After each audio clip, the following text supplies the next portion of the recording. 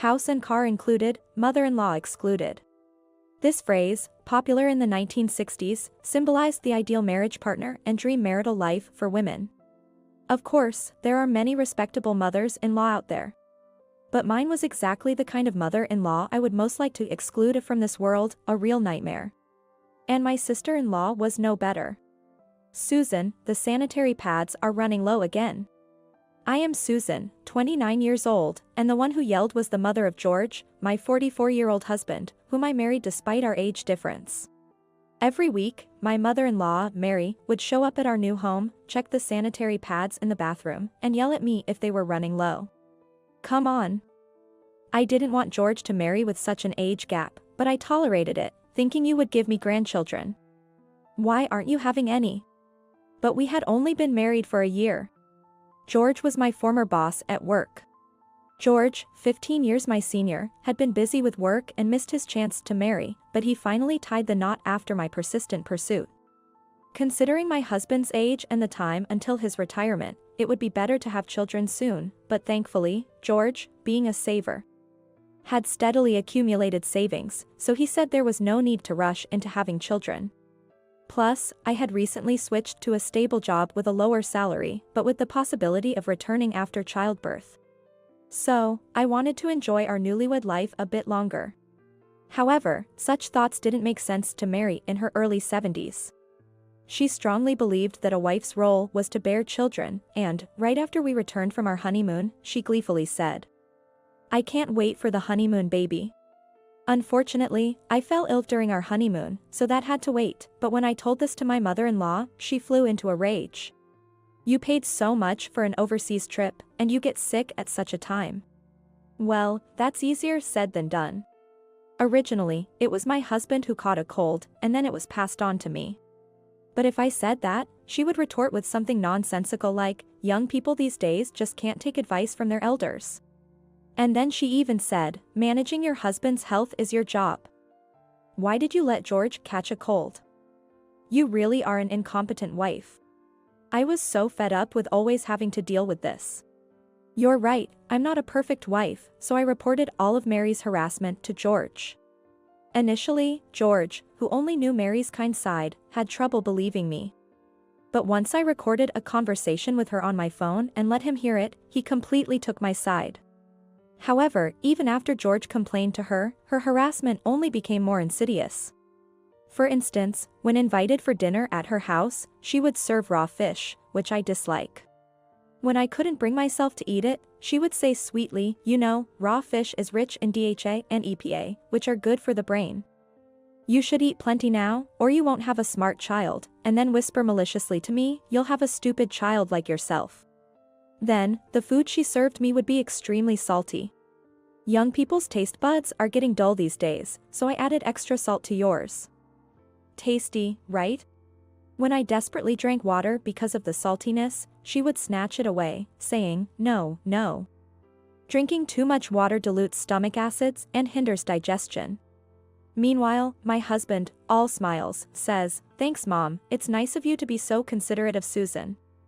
I do love how kind and caring he is, but he seems to lack a bit in the ability to doubt others.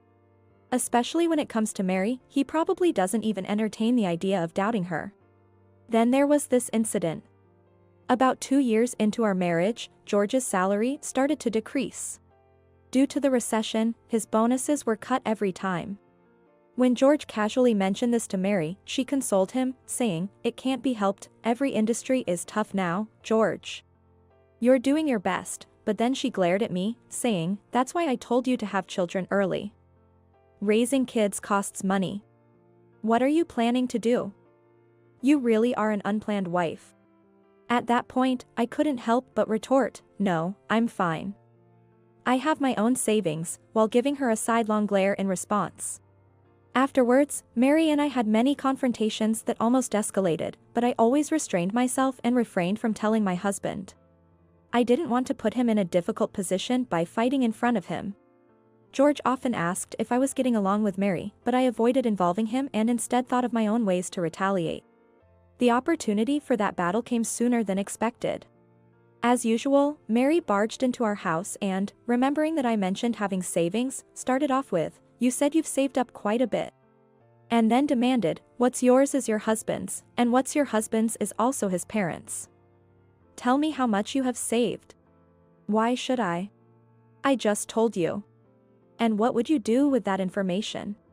She was momentarily taken aback by my response, then said, you can't possibly manage money properly, can you? That's quite rude, you know? I am 30 years old, I replied. To me, you're just an inexperienced fool in life. That's why I'm saying I'll manage it for you. I'm fine, thank you. My savings are mine, not yours or my husband's. I don't need someone else to manage them for me. When I firmly countered, she yelled back, who do you think you are, talking back to me that? If you keep this up, I'll make sure you get divorced. Divorce? Can she really think she has the power to do that? And who do you think you are? Are you really okay with saying such things to me? I replied and left her house.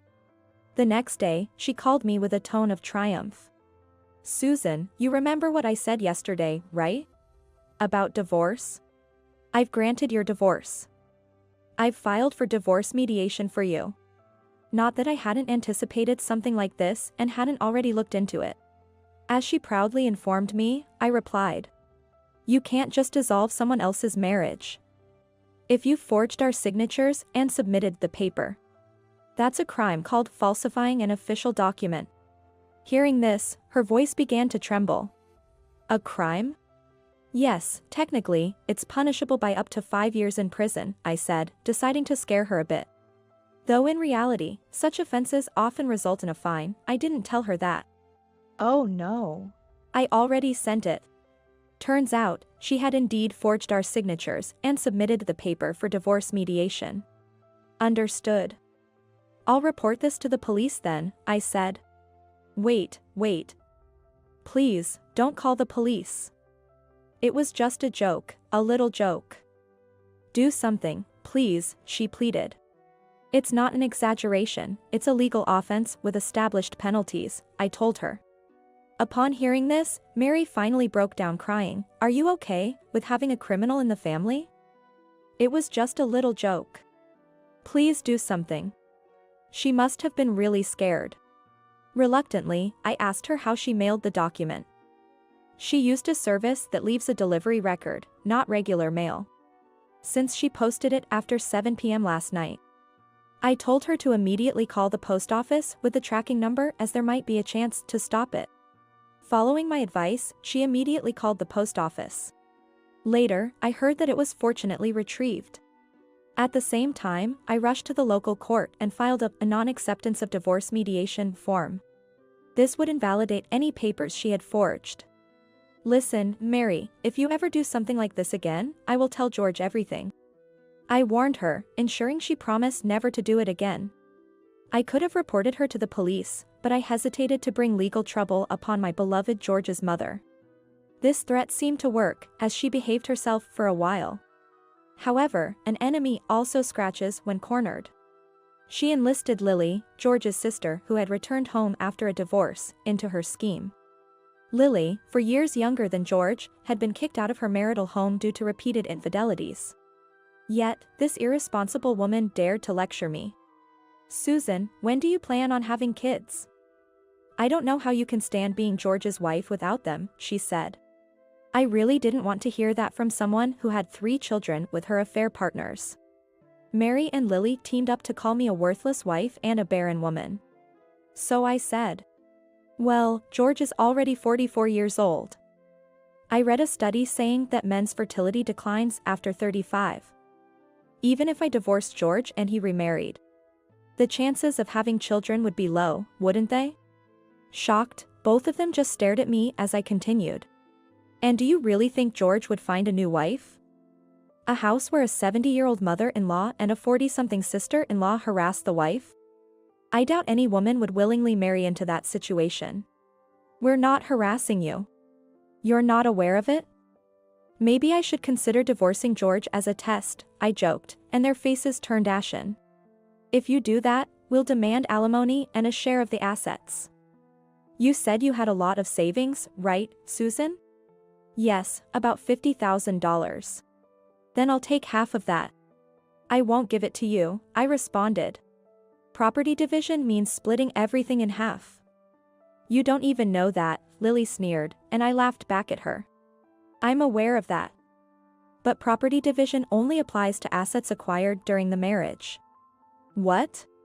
That $50,000, I saved it all before I got married, so it's not subject to division. And why do you think you're entitled to any of it anyway?